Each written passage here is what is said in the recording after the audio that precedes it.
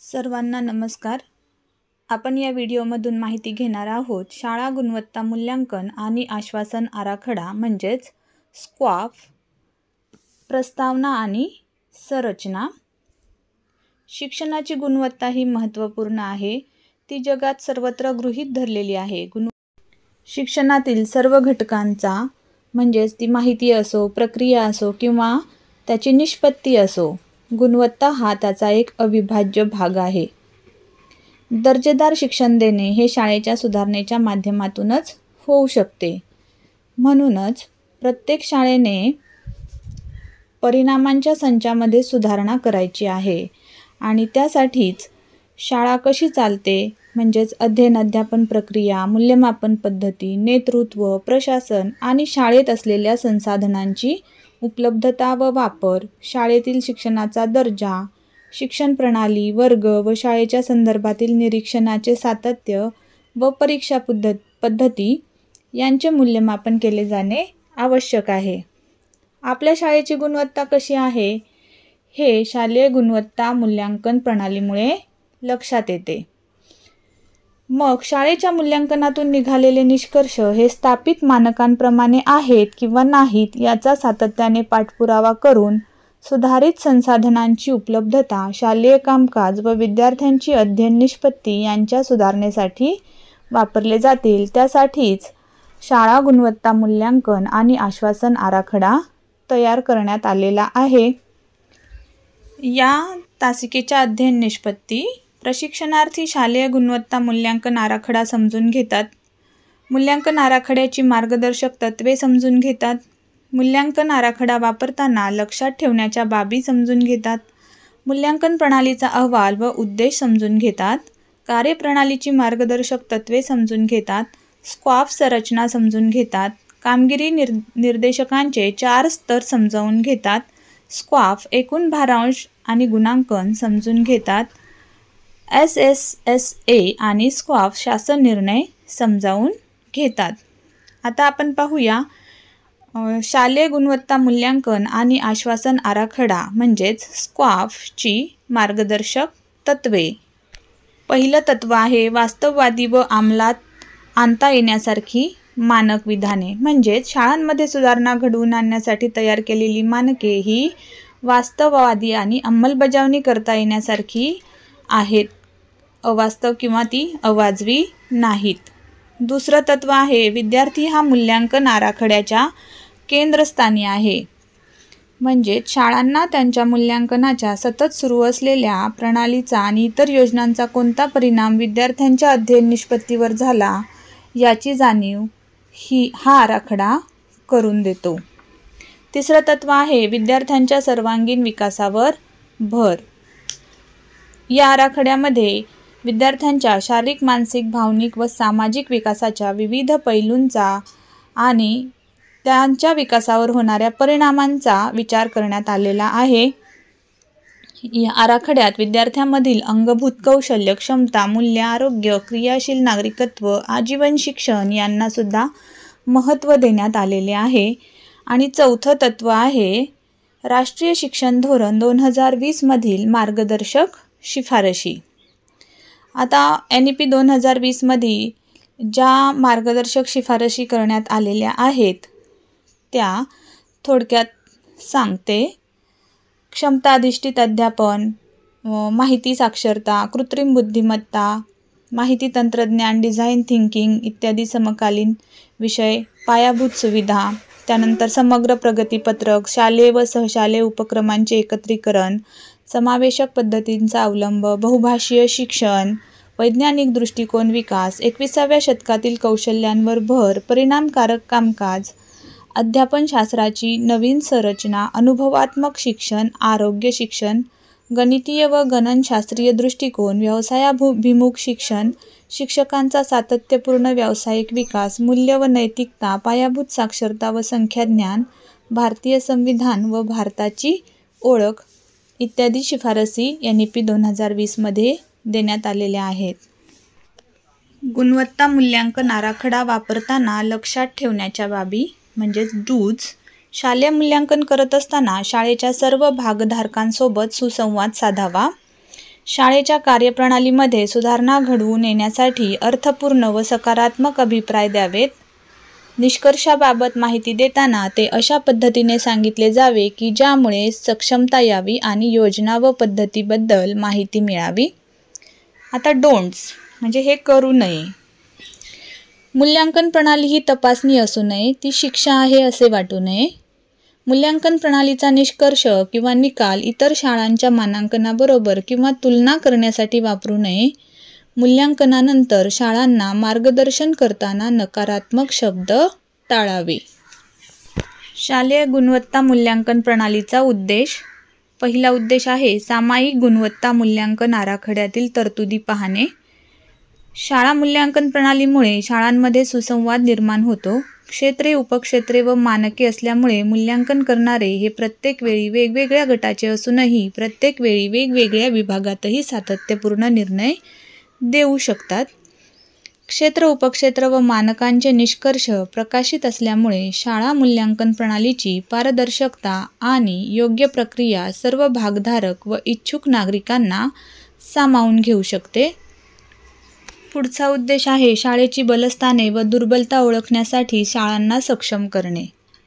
मूल्यमापन प्रणालीमुळे आपली बलस्थाने व दुर्बलता ओळखण्याची क्षमता शाळांमध्ये येते. विविध पातळ्यांवर उदाहरणार्थ तालुका, जिल्हा व राज्य या पातळ्यांवरील एकत्रित निष्कर्षाचा वापर धोरण निश्चिती, नियोजन, सराव आणि अंमलबजावणी करण्यासाठी होऊ शकतो. मूल्यांकनाचे निष्कर्ष हे राष्ट्रीय व राज्य पातळीवरील स्तरांवरील समस्या शोधून त्यात स्थूल रूपाने बदल करून शाळांना धोरणाबद्दल समर्थन देऊन सहाय्य करतात. पुढचं उद्दिष्ट आहे शाळांना विकास आराखडे आखण्यास सक्षम बनविणे. शालेय गुणवत्ता मूल्यांकनातून प्राप्त निष्कर्षाचे आत्मचिंतन शाळा व शाळेतील कर्मचारी यांनी करावे. हे पुढील निष्कर्ष दिलेले आहेत. 1. भविष्यातील नियोजन व उद्दिष्ट ठरवणे. 2. शाळांना सांघिक कार्य व पालकांबरोबर भागीदारी करण्यास सुदृढ करणे. आणि 3. शाळांच्या सुधारणांसाठी योजना तयार करणे. आता पाहूया शालेय मूल्यांकन प्रणालीचा अहवाल. शालेय मूल्यांकन प्रणालीच्या रचनेप्रमाणे आपला वस्तुनिष्ठ अभिप्राय शाळा व व्यवस्थेला द्यावा. हा अभिप्राय प्रत्येक मानकाचा आणि प्रत्येक क्षेत्रासाठी एकत्रित असावा. त्यासाठी अहवालाचे स्वरूप. 1. निष्कर्षावर आधारित सुधारणेची उद्दिष्ट शाळेने ठरवावी व त्यानुसार विकास योजना आखावी. याचा वापर प्रत्येक शाळेने वार्षिक अंदाजपत्रक तयार करण्यासाठी करावा. 2. मूल्यांकनाचे निष्कर्ष व माहिती प्रत्येक क्षेत्र आणि मानके याबाबत असल्यामुळे शाळेला उद्दिष्ट मिळते. 3. असमाधानकारक परिस्थिती सुधारण्यासाठी ती ओळखून विचारपूर्वक त्यांचा प्राधान्यक्रम ठरवावा. आणि 4. परिणामस्वरूप शाळा सहकार्याची भावना जोपासून स्वयंमूल्यांकनाचा दर्जा, शिक्षणाप्रती जागृती व अध्ययन समुदाय निर्माण करण्यास सक्षम होतील. शालेय स्तर मूल्यांकन प्रणालीच्या कार्यप्रणालीची मार्गदर्शक तत्त्वे देण्याचं कारण हे की शाळांच्या स्वयं व बाह्य गुणवत्ता मूल्यांकनाची विश्वासार्हता सुधारावी. स्वयंमूल्यांकन हे वर्षातून एकदा केले जाईल. मूल्यांकनाचे निष्कर्ष शालेय वार्षिक नियोजनात नमूद केले जातील. ही प्रक्रिया शिक्षकांच्या समितीद्वारे केली जाईल, जसे की शिक्षक प्रतिनिधी, विषय शिक्षक किंवा SMC, SMDCचे सदस्य किंवा शक्य असल्यास प्रशासन किंवा अकाउंटंट्स प्रतिनिधी इत्यादी सदस्य हे मूल्यांकन करू शकतील. या समितीमध्ये विविध वयोगटाचे स्त्री-पुरुष सदस्य असावेत आणि या समितीमध्ये कमीत कमी 3 व जास्तीत जास्त 5 सदस्य असावेत. म्हणजे सदस्यांची संख्या ही विषम असावी. या समितीतील गटप्रमुख हे सेवाज्येष्ठ शिक्षक असावेत, असे कार्यप्रणालीच्या मार्गदर्शक तत्वांमध्ये नमूद केलेले आहे. त्यानंतर बाह्य मूल्यांकन. बाह्य गुणवत्ता मूल्यांकन प्रक्रिया पूर्ण झाल्यावर अभिप्राय निश्चित करण्यापूर्वी बाह्य मूल्यांकन निर्धारक म्हणजेच मागील 2 वर्षांच्या शाळेत झालेल्या स्वयं गुणवत्ता मूल्यांकनाचा अभिप्राय ते वाचतील. बाह्य गुणवत्ता मूल्यांकनाचा अभिप्राय बाह्य मूल्यांकन निर्धारक देतील. स्वयं मूल्यांकन अभिप्रायात काही विसंगती असल्यास त्याची नोंद बाह्य मूल्यांकन अभिप्रायात करतील. शालेय पातळीतील गुणवत्ता मूल्यांकन अभिप्रायांचे नंतर एकत्रीकरण करायचं आहे. आणि त्यासाठी SCERTने राज्य शाळा मानक प्राधिकरण म्हणजेच SSAची स्थापना केलेली आहे. महाराष्ट्र शासनाच्या शालेय शिक्षण व क्रीडा विभागाच्या 15 मार्च 2024च्या शासन निर्णयानुसार सदर प्राधिकरणाचे संकेतस्थळ सुद्धा तयार करण्यात आलेले आहे. आता आपण स्क्वॉफची संरचना पाहूया. मानके ही कोणत्याही मूल्यांकनाच्या केंद्रस्थानी असतात. म्हणून मानकांमध्ये शाळेतील जवळजवळ सर्व प्रमुख कार्यप्रदर्शन क्षेत्रांचा समावेश केला आहे आणि सर्व भागधारकांच्या समाधानाचा विचार केला आहे. त्यातील पहिला आहे क्षेत्र. क्षेत्रामध्ये येतात विषय, कार्यपद्धती, व्याप्ती आणि मर्यादेचा विचार करता समान उद्दिष्टे असलेल्या कृतींचा कार्यसंच.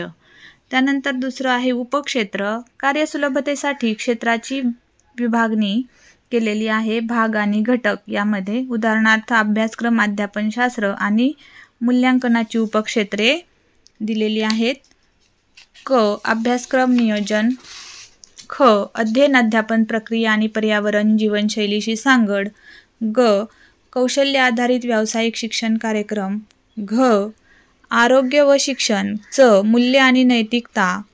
छ. अध्ययन सक्षमीकरण कार्यक्रम, विद्यार्थी कामगिरी, अध्ययन निष्पत्तीचे मूल्यांकन आणि अभिप्राय. ज. पूर्व बाल्यावस्था संगोपन व शिक्षण आणि पायाभूत साक्षरता आणि संख्याज्ञान. झ. मध्ये मानसिक आरोग्य, कल्याण आणि करिअर समुपदेशन. ट. शिक्षण आणि विद्यार्थ्यांच्या नवकल्पनांचे केंद्र म्हणून शाळा 21व्या शतकातील अध्ययन कौशल्य आणि माहिती कौशल्य. ड. नागरिकत्व कौशल्य, घटनात्मक मूल्य, भारत आणि जगाचे ज्ञान. आणि ढ. शिक्षकांचा आशय, संकल्पना, साहित्य, अध्यापन पद्धती इत्यादी संबंधितांचा अद्ययावतता व राज्यस्तरावरील शैक्षणिक योगदान इत्यादी बाबींचा समावेश हा उपक्षेत्रांमध्ये केलेला आहे. तिसरा आहे मानके. कार्याच्या मूल्यांकनासाठी उद्दिष्ट आणि निष्पत्तींचा विचार करूनच विकासाचे निकष निश्चित केलेले आहेत. हे निकष ज्ञात आणि मान्य नियमानुसार प्रमाणित केलेले आहेत म्हणून त्यांना मानकं असं म्हणतात. चौथा आहे वर्णन विधाने म्हणजेच मानकांचे स्तरनिहाय केलेले स्पष्टीकरण. आणि 5 नंबरला आहे स्तर. प्रत्येक मानकासाठी मार्गदर्शक म्हणून दिलेल्या कार्यक्षमता.